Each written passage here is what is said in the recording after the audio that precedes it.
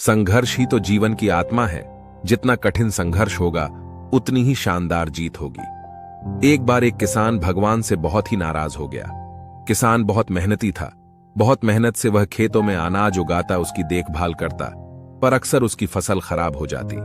कभी सूखा पड़ जाता, कभी बाढ़ आ जाती, कभी तेज धूप, कभी आंधी, कोई न कोई कारण बन ही जाता कि उसकी फसल खराब हो जाती।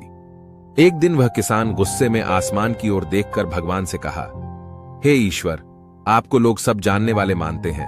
आप सब जानते हैं, आपके इच्छा के बिना एक भी पत्ता नहीं हिलता, पर मुझे तो लगता है कि आप छोटी सी छोटी बात भी नहीं जानते। आपको तो यह भी नहीं पता कि खेती बाड़ी कैसे करते हैं।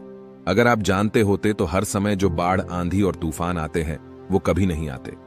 आप नहीं जानते कि कितना नुकसान उठाना पड़ता है हम किसानों को। यदि आप मेरे हाथ में यह शक्ति दे दे कि जैसा मैं चाहूं वैसा मैं मौसम कर दूं, फिर आप देखना, मैं अन्न के भंडार लगा दूंगा। भगवान इस किसान के तीखे वाक्य सुनकर मुस्कुरा रहे थे और वह किसान के सामने प्रकट होकर बोले, मैं आज से तुझे यह शक्ति देता हूं कि तुम अपनी खेतों पर तुम्हारी जैसी इच्छा, तुम ही वैसा मौसम कर दोगे। मैं बिल्कुल भी दखल नहीं दूंगा, तुम्हारी इच्छा से सब कुछ होगा। किसान बहुत खुश हो गया। किसान ने गेहूं की फसल अपनी खेतों में बोई। जब उसे लगा कि खेतों को धूप चाहिए तो खेतों को धूप मिले, जब पानी बरसना चाहिए तभी पानी, वर्षा, आंधी, तूफान, बाढ़, कुछ भी उसने अपने खेतों पर आने नहीं दिया। किसान के खेत में इस वर्ष ऐसी फसल हुई जैसी कभी नहीं हुई थी। हरी भरी लहलहाती फसल।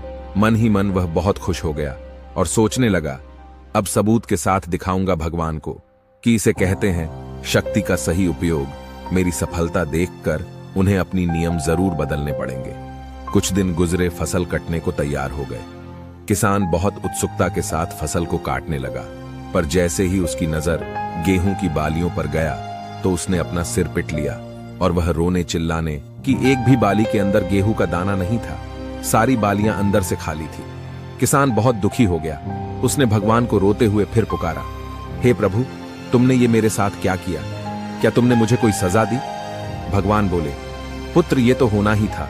तुमने पौधों को संघर्ष करने का मौका ही कहा दिया। ना तो तुमने उन्हें आंधियों से जूझने दिया, ना तेज बारिश से सहने दिया और ना ही धूप में तपने दिया। एक भी चुनौती का सामना तुमने उन्हें नहीं करने दिया। इसीलिए सारे पौधे अंदर से खोखले रह गए।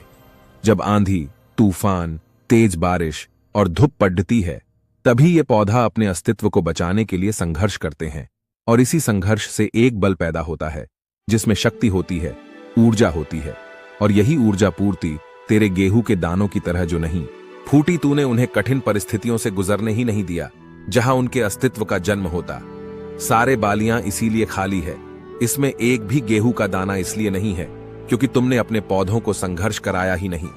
याद रखिए, स्वर्ण में सवर्णीय आभा तभी आती है जब वह आग में तपने, गलने और हथौड़े से पीटने जैसे संघर्षों से गुजरता है। कोयले का टुकड़ा हीरा तभी बनता है जब वह उच्च दाब और उच्च ताप की मुश्किल परिस्थितियों से गुजरता है। इसी तरह यदि हमारी जिंदगी में कोई संघर्ष ही ना हो, कोई चुनौती ही ना हो, तो हम भी गेहूं की बालियों की तरह खोखले रह जाएंगे। कोई अस्तित्व नहीं होगा हमारा।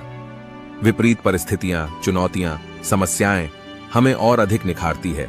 यदि जीवन में कठिन परिस्थितियां और चुनौतियां आए तो घबराना मत, बल्कि सामना करना। विश्वास करना कि आप और अधिक निखर जाओगे और अधिक मजबूत बन जाओगे।